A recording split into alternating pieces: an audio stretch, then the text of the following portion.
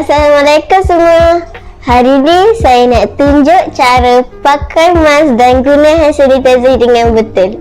Okey.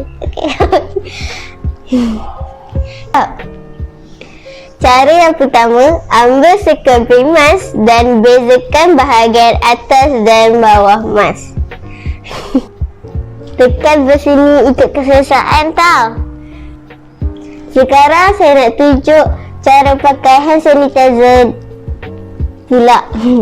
Kita picitkan sedikit di atas tapak tangan.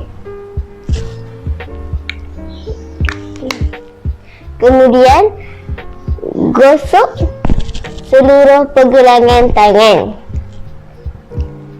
Kita perlu menguncuk jari kita macam ni dan gosok laju-laju.